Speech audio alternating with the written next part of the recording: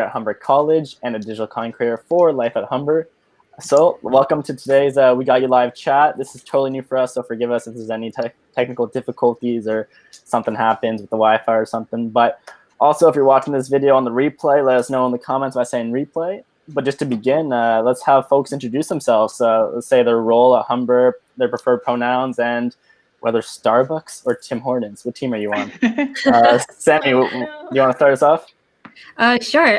Hi, my name is Sammie. I am a senior peer mentor with Humber North FYE, and I go by the pronouns she and her. I prefer Tim Hortons over Starbucks. I love my mornings Tim Hortons trip at Humber. Nice, Good times. Nice. Yeah. How about Fatima? Hi everyone, my name is Fatima. My pronouns are she and her, sorry. And I am a senior peer mentor at FYE North Campus. And although I love Starbucks, it is not student budget friendly. So I'm gonna have to go with Tim Hortons. And how about you, Koi? Okay, so my name is Quazance Boissoneau. And I am from Garden River First Nation, and I'm the acting manager at Indigenous Education and Engagement. And anyone who is at IE&E or from IE&E who's watching right now, they already knew the answer, and it's Starbucks. I could have an iced coffee in minus 40-degree weather and be fine. Oh my gosh. Yeah. What about you, Elliot? Did you answer that already? No, I haven't. But just as a recap for people who are just joining now, I'm Elliot, and my preferred pronouns are he and him. And I'm gonna have to go with you on this one. I think it's Starbucks for the win. Iced coffees or something just all day, every day. And even though they're a little bit expensive, every once in a while, they're a good little buy to have. Nice. Well, thanks everyone for sharing that. That's amazing. Thank you all for being here. It is Wellness Month here at Humber College, and with World Kindness Day coming up on Friday, we thought it'd be a good idea to have a nice little chill conversation about mental health. So for folks at home, get cozy, grab that coffee, grab that snack or whatever you have with you to join us here. And if you have any questions, let us know, and we'll try to answer them at the end. FYI, if you require live captioning, it is available on our Facebook live stream, so you can go check it out there if you want. But let's just get right started. So for the first question, how do you take care of your mental health? Okay. Anybody want to start, or should I take a? Sure, yeah, you can go for it. Okay. Yeah. So, depending on like the program that you're in, some programs are very, very demanding. So, just a little bit of background information. I'm in the Bachelor's of Nursing program here at Humber in collaboration with University of New Brunswick. There is a lot of content that we have to know, obviously, because we have a patient's lives in our hands. So, something that I've definitely developed throughout the 4 years that I've been in this program is self-care, which is very important. Obviously right now adapting to virtual learning, and as a student myself, I still go to the hospital for placements. So it's a little bit of a hybrid, I guess you can say, depending on what we're doing. So definitely self-care is very important. It doesn't matter what it is. It could be a walk. It could be reading a book. It could be watching something on Netflix for a little bit. Just kind of taking yourself out of that virtual learning space and from learning something in particular really, really does a big difference in the long run. Yeah, well, that's such a good point. Just like changing up not even your workspace, but where you are, and like going outside, or if you're always virtually like moving around and getting to new spaces and getting out some fresh air, it's always nice. So for me, when I think of mental health, I believe that mental health includes your emotional, psychological, and social well-being. And then how I take care of it and like how I handle stress is I've done counseling.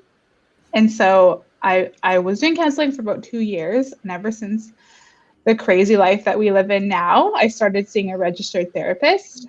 And I think that has really helped me, because if you think of the psychological part of your well-being, that affects how you think, how you feel, and like how you act.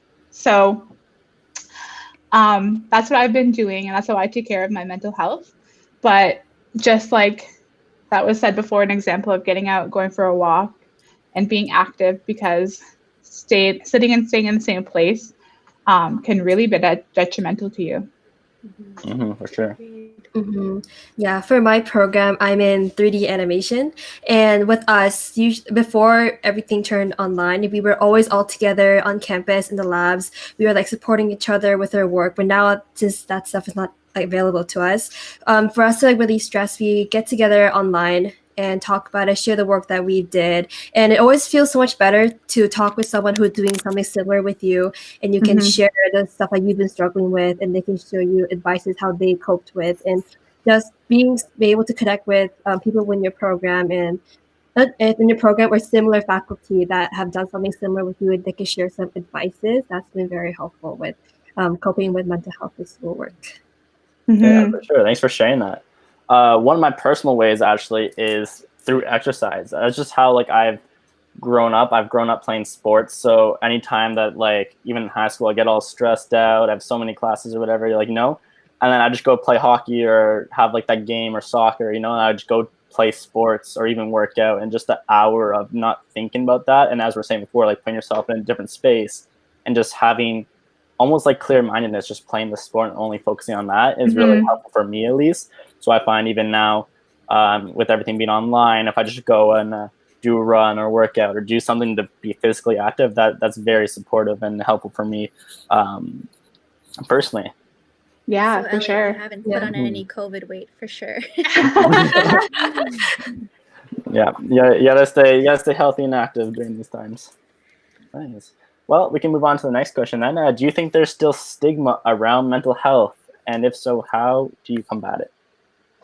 I think that there's 100% stigma still around mental health, even though there's great initiatives like Bell Let's Talk, and there's great helplines like Good to Talk for Ontario. And even like I'm Indigenous, so there's even helplines for Indigenous people who are facing struggles.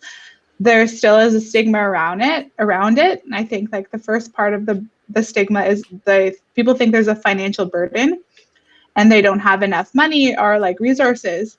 But when you're a student at Humber, you have counseling services available for you.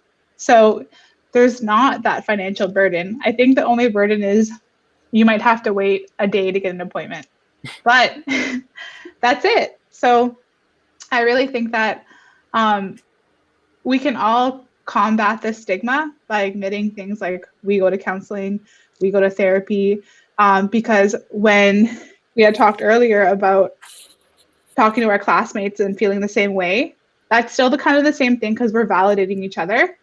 And when you speak to somebody else, your feelings are validated, and then you feel okay. For sure. Definitely, just to add on to that too, like you shouldn't feel bad for taking time to take care of yourself too. Like if you have to do something for you, do it. Like, you know what I mean? Like take this with a grain of salt, I guess, but like not, something can always be done tomorrow. Like if something's like really stressing you out, or you just need to take time for yourself, there's always time for yourself. Right. Sure.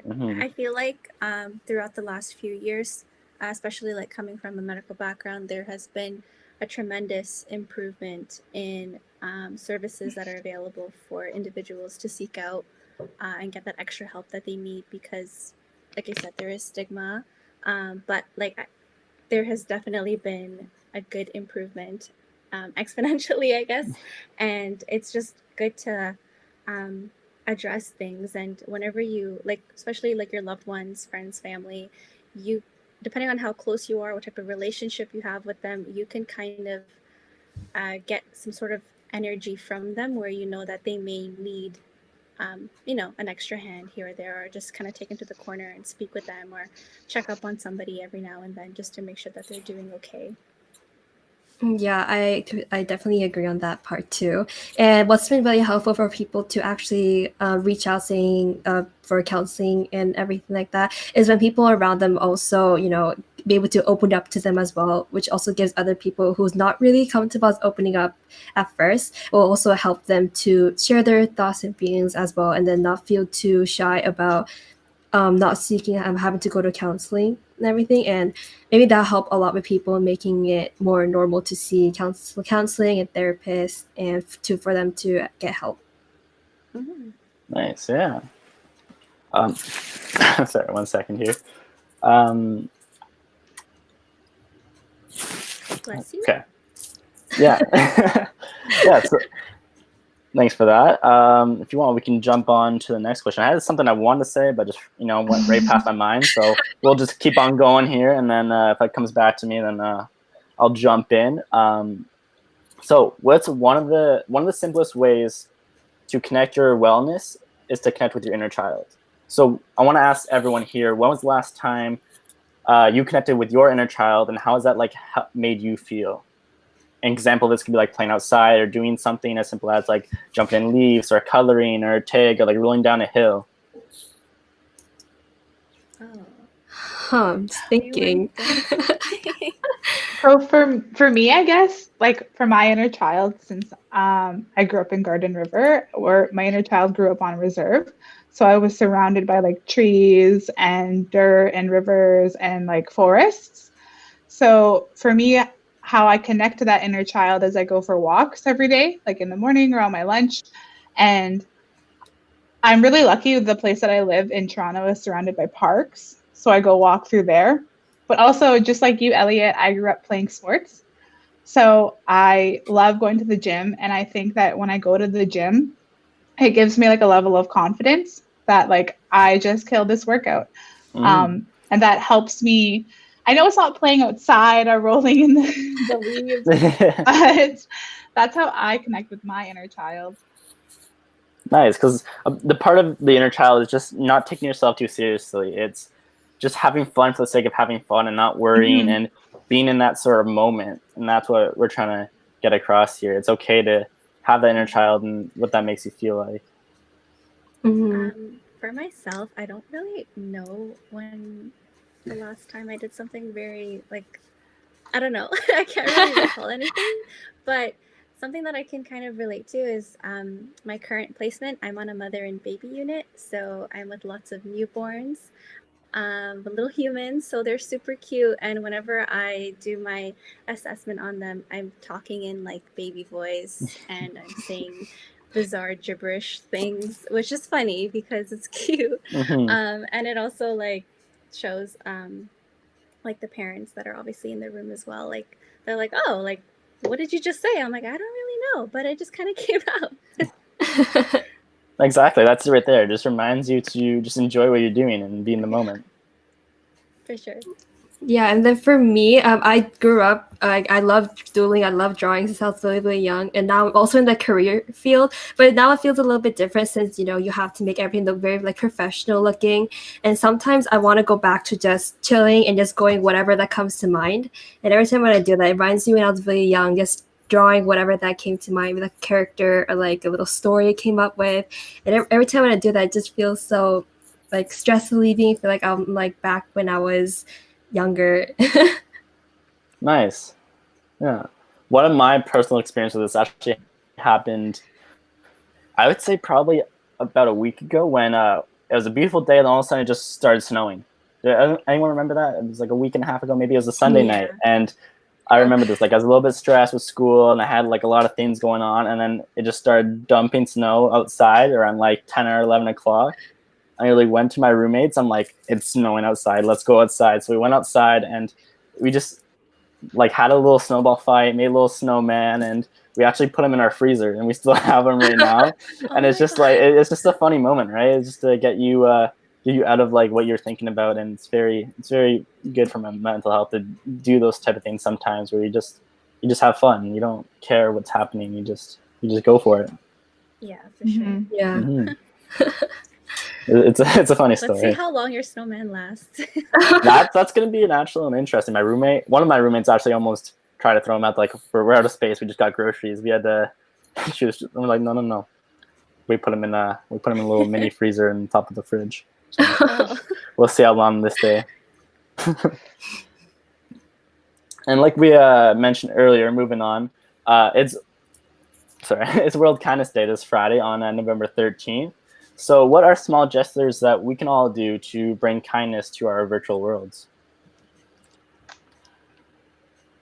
That's a really good question. And I think bringing kindness, it can even be about just telling someone to unmute. But in all reality, though, I think bringing kindness to our virtual world, I've been in a lot of meetings where people don't show their faces, and I think that it's really impactful and positive when we do show our faces, because then we get to see somebody else and see somebody in the virtual world. Because, okay, I have a really funny story to share with you guys. So 2 weeks ago, the Starbucks beside my house closed down. And when they told me, I was so hurt and sad, only because outside of my roommate, that's the only people I see every other day. And so I was sad about that. So I think that we can bring kindness into the virtual world by turning on our webcams and seeing each other every day. Yeah, but what do you guys think? Yeah, definitely going off of what you said about having your webcam on or even your microphone on. Sometimes when FYE hosts events, most students don't really show us what they're up to or what they're doing, or if they're following. They just kind of like use the chat box and utilize that to the max capacity. Although it's still like some sort of engagement, it's still kind of hard, because if you're like the only host and you just see yourself, it's just kind of like, I'm talking to myself. So it could be challenging, but it's just a matter of building that type of trust and confidence as well for the student to be able to turn on their camera and show themselves and engage with other people. Yeah, I definitely agree on showing faces and everything, because it was the same thing, because in class you always see faces every day, and now if you see it now, like we don't talk to every single one of our classmates. We only talk to a couple of them that likes to chat and jump on voice channels and turn cameras on. So it will be better to, even for people who we don't really connect with, just check up on them, maybe how they're doing in class, to just show a little engagement, just to see how they're all doing, even if you're not 100% like close with them. And just having people turn cameras on and having a little social time is always fun and always engaging. It doesn't feel lonely in a way. It's like you're talking to yourself at all. Yeah. Nice. Yeah, I didn't even think about those points. But a small gesture, I guess, for me could be as simple as even just texting somebody and be like, how's your day going? What's happening with you? And just checking in. Just it feels nice when you get that text when you're not expecting it and someone is actually wondering. Even if you have to call them, or you take a few minutes out of your day, it's nice. And it's actually happened within my program.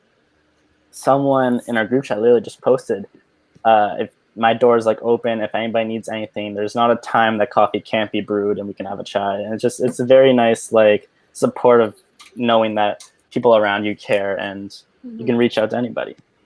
Yeah, and I feel like we have to be particular about people who are completely by themselves, because at least somebody, like they live at home, they have a roommate, like you guys have mentioned, or they live with their mom or dad, so they have that type of social interaction, whereas some people could be completely by themselves in an apartment or wherever they're living. So that also has an impact too, and we also have to be mindful of that as well. Nice. Yeah. Sure. And just jumping in here, we had an actual listener share how they take care of their mental health. And they said, I believe it was Grace, I take care of my mental health by going on daily walks during her lunch. And it's great to just turn off from looking at screens. Again, moving and listening to music helps. What a great point. Yeah. Turning off screens. Even that, just the music, being able to, sometimes I just put on even the simplest tasks, like doing dishes or anything. It's a game changer for turning off your screens and disconnecting from that sort of virtual space at times. And it's very good for my mental health, at least. Like even yesterday, I was working out and I found myself just jamming to my music, not even working out. I was just like there for a solid 2-3 minutes, just dancing to the song in the gym, and I was just no care at all, just having fun. And I feel like we definitely have to take advantage of this November weather. If you live in the GTA, it's like amazing right now. Yeah, it's so good. It feels nice to go outside without a jacket and soak up the sun. For real. Someone also asked here, how long do you try and spend away from screens? Oh, that's a good question too. That is a really good question. I also read somewhere that people who have glasses or wear glasses or contacts need longer time away. I don't know if that's true though. I don't have any scientific background to back it up. Well, in that case, I'm just gonna go here and put my glasses on. I feel like if you're a type of person who's constantly, like, if you're working straight 8 hours and you're on your screen, like, definitely invest in, like, blue lens. Yeah, I think the blue light glasses or Yeah, something like that. It really helps with the strain on your eyes, because I feel like everyone's definitely been affected by that throughout this time. Yeah, I definitely agree. Since my program, we are on the screen all the time. We're drawing on digital computers, and also I work from home, so we're on the computer all day long. And I'll be honest, most of the time I'm offline only for like 2 hours for a break, and that's about it. And it does drain a lot on my eyes. Like my eyes will hurt sometimes, and yeah, it's been a good time to turn off all of the computers. Go for a walk if you can. If it's late at night, just lay in bed, have your eyes closed to music or something. Just give your eyes a bit of a rest. It's very important. Yeah, and even relating to that too, like myself, I have most of my classes online. Some are in person, but most of them are online, and I'm working online as well. Even before we went live today, I was like, should I even put my glasses on? I feel like my eyes are already starting to defocus from staring at a screen for too long. Because even doing like my personal work and stuff like that, it just starts to add up a lot of screen time. I even use on an iPhones, I think it's called screen time actually, and you can see how long you spend on your on your screen. And you get like a weekly report, like, and you get a weekly report, and you can. I don't want to know that. I know that sometimes you don't want to know it, but at the same time, I look at it, I'm like, wow, like 9-10 hours averaging a day sometimes, and you're just Isn't like, that crazy? That is a lot. Sometimes even more, and it's just like. Depends on the day. Yeah, and you can see it's actually a really cool thing, because then you can also see what apps you're using the most. Yeah. And you can set limits and really analyze how you're using your screens. And then you could from there go and say, okay, maybe I need to take a little more time in between here and there and go for a walk or do something and listen to music. It could be something simple, even just in your house, just away from the screen. Yeah. Just 1 sec. I think we got another comment here. Mm-hmm. Okay, so a viewer shares a small gesture they bring to kindness. A small gesture could be just smiling to someone in public. Wow, okay, that is a really good one. During this pandemic, something easy as grocery shopping seemed stressful. I went the wrong way in an aisle and there's directional arrows now, and some lady rudely told me. After that, I had another lady smile at me, and just that kind of gesture made me feel better about that experience. Yeah. Yeah. For sure. Last night when I was going for a walk in the evening with my roommate, it was so warm out. She had shorts on, and this lady was walking her dog, stopped and was like, shorts in November? I can't believe it. And it was just like, have a good night, ladies. And I'm like, oh, that was so like weird, interesting, but like it made me happy. And like just like a small gesture like that is, I think, is an act of kindness. Like you're making somebody laugh, you're interacting and engaging, and like we don't engage with people anymore. Yeah, you said it exactly all right there. And even just going back to, you never know what somebody can be going through. As you're saying, like maybe you're having a bad day or something, and just the smile of someone just interacting with you, it can really change the course of your day. Yeah, and even with the masks on, you can still tell that someone's smiling by their eyes. Yeah. Yeah, no, at first I always felt like that. I'm like, how do people know if like I'm like looking at them like kind of like, or if like I'm like smiling or like how I'm actually interacting? But you can definitely tell by your facial expressions and what you're trying to say. Thanks for all the comments, everyone. These are amazing. Thanks for chiming into our conversations. We love this. All right. And then continue on. When are you at your best with your mental health? Another good question here. I would like to say, though, I'm at my best with my mental health, and it's been really, really hard. But I'm at my best with my mental health when I've built myself a schedule and like structure to work out and to move. Yeah, because movement for me is really big. Like I think everyone else has talked about it, where movement and like getting out of the same place. But movement for me is really big. So having it built in my schedule and knowing I'll have that break and knowing I'll have time away from the screen is really when I'm at my best. Yeah, nice, yeah. Sure. Yeah, I feel like I have to do that too. I have to say a time. I'm like, okay, here is when I'm gonna go work out. Otherwise, it gets to that time and you push it, and then you're like, oh no, I'm gonna do this now. I'm gonna like keep working on this, and then it gets to like dinner, and then you make dinner, and you have dinner, and then it keeps going back and back and back, and then you never get to it. And then it was so hard because the gyms were closed too, and now they're just opening up slowly. Mm-hmm. What I found very helpful too, sorry, just to jump in again, is for at least getting active is what I did over the summer. Since I was in the same situation, I always went to the gym, but since they were closed, is I found ways to work out at home. I ordered like workout bands from Amazon and got like little athletic bands to start doing some workouts. I actually, this is a funny story, I used wood, like actual like blocks of wood, and I started using those as like kind of weights and did like body weight workouts with those and doing just more like body weight workouts actually. But use your textbooks to, you know. Yeah, you can fill a bag up with some textbooks or some water bottles and do some exercises. Yep. Get creative with it. Yeah, for sure. I feel like at this point of the semester, like student wise, there could be a lot going on.